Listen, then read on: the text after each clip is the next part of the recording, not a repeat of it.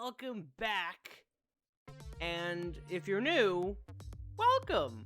I am Joe Crazy, and I'm here to talk about Rainbow Six Siege, one of my favorite games right now. This game is fantastic, and I'm so excited to see what comes next. And we're about to find out what the roadmap for Year 6 and all the DLC across the future, or at least for Year 6, is coming up this Sunday. So I can't wait to check that out. But I have some ideas, or hopes, or dreams that will happen, or that I want to happen, I should say, to this game. But today, on Thursday, February 18th, we got our first teaser trailer for Year 6, Season 1, Crimson Heist, bringing in a brand new attacker named Flores and what looked like an explosive drone. I'm interested and also dreading the idea that this explosive drone, just to touch on this subject since it happened today, that this explosive drone may be able to kill someone. And I don't like that idea. I'd rather see it be more of something that can actually destroy bulletproof gadgets, like Malusia's Wubs, or Maestro's bulletproof cams, or who else has a bulletproof device? Yeah, no one else. Just those two right now. No, I'm sorry. Or you know what? Goyo's shields too. Those would be really good for that. To blow those up. Especially for the prep phase. If by chance that Flores' explosive drones work like Twitch, he gets two, and he gets one of them in the prep phase. So he's got to decide if he's gonna go destroy a gadget now or save it later. We'll see. We can only see. We'll only find out until Sunday. But with no particular order, other than I just made a list a couple nights ago. Here, let's begin top 5 right now. Number 5 on the list is the replay system. They have already been testing this, and I hope that Sunday they'll say, you know what? Season 1 of Year 6, replay system. You guys deserve it. You guys are going to get it. Year 6 right here is the replay system, and we need that. We absolutely do. We need to be able to go back into our games and see and learn different strategies. How did I die? Be able to make clips, send them to Ubisoft to find cheaters, find toxic players, toxic behavior, people that are, going in, destroying our defender gadgets because they're mad at me for some reason. Stupid stuff like that. Find awesome clips, be able to analyze different game plans, attacking and defending. Try to find out where people are hiding, their cams, their gadgets, just analyze everything. I think this game deserves this type of system and mode per se to educate the game masses, the community on how to play better. And I'm all about that. I'm all about this game being the most strategic and just in-depth, try to make it, the best plan ever. I just want to be able to get better at this game by outthinking the enemy. So I really hope that replay system will do exactly that. And so hopefully we can find the cheaters that are locking on top of my head, that are following me through walls. We can make clips of this and go report them and hopefully get their IPs banned, their accounts banned, something. We got to get these cheaters out of here. Especially with the toxic players too, the people that are calling me out. I'll say, hey, there's a guy behind the corner and he's telling me to shut up. Okay. Just rude people. Like, I guess you can't, I don't want people to get banned for being rude, but maybe a warning would be nice, and maybe notifying me saying, hey, you did report this guy, we're taking care of it. I'd appreciate that very much. So number 4, this is an operator change, a very small change in my book. It's a small change, but it could be a big change in your book. So recently, last season, they added this new icon, this new timer for when you run out on as a defender. I think it's like literally 1.5 second is the timer now. It really stopped. It was a huge stop for people that ran out. I think it was a great change. But why is it that Valkyrie is the exception for her gadget to go outside of the defender's building? Echo drones and Mozzie drones that are captured, which are already attacker drones, being swapped or switched onto the defender side, can't go back outside. They get destroyed. Why is that? Why is Valk the exception? I don't think those Valk cams should be able to go out anymore. There's default cams that the defenders can use, and yes, the attackers should be destroying them instantly. Limiting or giving the attackers a little bit more free range of the building.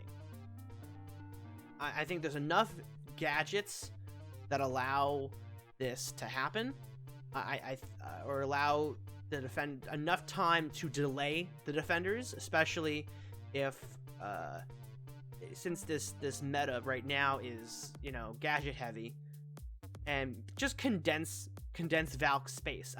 My friends and I ban Valk constantly on ranked because no one uses IQ properly, and I'll get to that because I have an IQ change. That'd be great.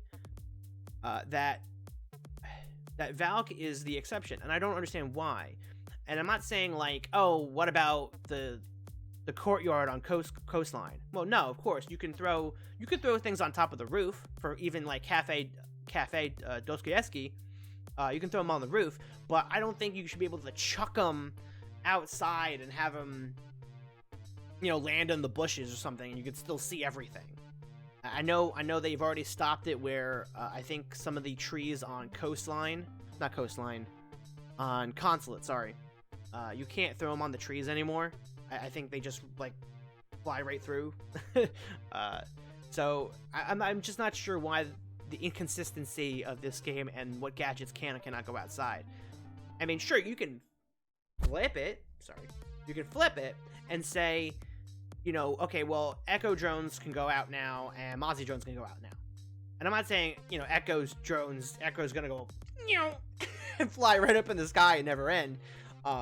You know, so for example, like the balcony overhang on coastline, he can like kind of go out that and just hang right above there. I mean, it's an easy target, obviously, but you know, maybe he can do that. Maybe he can go on the overhang by ruins or under an umbrella and do that. I mean, it's not what his gadget's used for. His gadget is definitely for in sight, but maybe flip it then allow the gadget to go outside, because once the prep phase ends, then you can run outside, put a Maestro cam, put a, you know, Legion mine. You can throw Legion mines outside, but I just don't understand when it comes to cameras, why is Valk the exception? So either, you know, allow her gadget not to go outside, or it does, or allow Echo and Mozzie to have their drones outside. So I'd like to see either or of that change, please. All right, number 3. This is an IQ buff, and also a ping 2.5 buff. So with the addition of ping 2.0, they added this system where if you pinged on your drone, or even pinged on as a player, you know, walking around the map, if you see like a Melusi, you see a Capkin trap, any type of gadget, you ping it, you soft ping it, and it shows what the icon, and it also detects or identifies the operator that it correlates. But with IQ, we can't do that. IQ can see things through the walls and can't ping those gadgets? Why? What do you mean? I can tell that's a C4, or I can tell that's Vigil's backpack. I can tell that is Pulse's Pulse camera. I can tell that's a Melusi Wub Wub. I can tell that there's a Capkin trap. So why is it that the game can't identify the gadget for me when I ping it? Why can't I ping it at all, really? Because when I ping it, it only pings the wall in front of me. the depth of the soft ping doesn't really correlate. And I feel like that they should have had that change to begin with, but they need to change that. IQ is not played. She's so underrated. And if they just did that, that would be so awesome.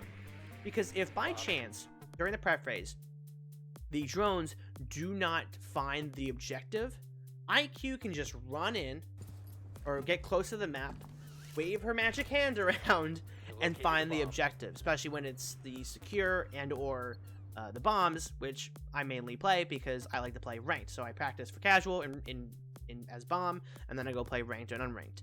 So why is it that as IQ you can't do that? You can't detect the gadgets. You can detect the bombs, and that they detect it for everybody if no one found them, but IQ can't ping the gadgets and identify the operators. She's all about information. Her gadget and her whole essence of her character is all about gathering intel. That would be amazing if we can get that change. It just doesn't make any sense to me why that isn't already in the game. Number 2 is gonna be a hard sell. I know it. I've said time and time again, intel is the name of the game here. That's what Siege is a tactical shooter. So why is it that the game doesn't teach you anything about the game? There's, sure, some information somewhere in the game, but no one really finds it. You know where people would find information? If they go play ranked. And when they rank up, they get a skill ranked pop quiz. Anyone? Yes? Pop quiz? Pop quiz, anybody? No, the idea is to get 10 or 15 questions based on callouts, operator gadgets, operator abilities, and just test the player on their knowledge of the game, since it's all about intel and knowing information, what everybody does, and what the maps are, and what the callouts are, and be able to communicate properly with your teammates, even through the push-to-talk system or even through typing. So no one's calling basement on coastline, or it's oh sunrise, or they keep calling it I'm in, is on me, he's in, and in where? I don't know what the call out is. Why are people not walking around training grounds and practicing and learning the maps? They just don't. So what if you kind of force them or push them a little bit and test their knowledge and have maybe a second skill-based system that I could be a silver 3, a gold 2, a plat 2, even a bronze, but maybe you have like an intel score that you compare people. You can compare with people with the same intel score. You have your base rank, it'll still say silver 3, but if you go on, like, say, Overwolf or the R6 tracker, it'll tell you what your intel rank is, your intel stats, and show you what you're more knowledgeable about. Now, sure, everybody could have a 100, score, and it should probably eliminate everything. But I'm hoping that at the end of the day, that people are still learning and educating themselves about the game. Regardless if they cheat on the quiz or not, it doesn't matter. They're still learning and being educated about it. So even if you're playing with a full squad or a couple of your friends, they can all help you with doing that, because they can't start another ranked game until you finish that pop quiz. So you'll be like, hey guys, I just got a pop quiz. I've just got ranked up to gold 2. Does anyone know what the main site on Villa is? It's on the 2nd floor, it says. What's the second? What's next to games? Does anyone remember what's next to games? I'm like, oh yeah, dude, it's Aviator. Aviator, duh. I'm like, oh shit, yeah, it's Aviator. And like maybe another call out, another question would be, how many explosives does Tachanka get in her fire center? How many incendiaries does he get? And he's like, but it'll be it'll be multiple choice, of course, so they'll give you 4 choices. But like, and it's like, oh, what's the options? All right, it's like it's 5, 8, 10, and 12. And it's like, well, maybe is it 8? And like you'll choose it, and I'll tell you wrong. No, it's 10. Or maybe it's 12. I don't remember, actually. I just played with him yesterday. I think it's 10. I think he gets 10. I think it's 5-5.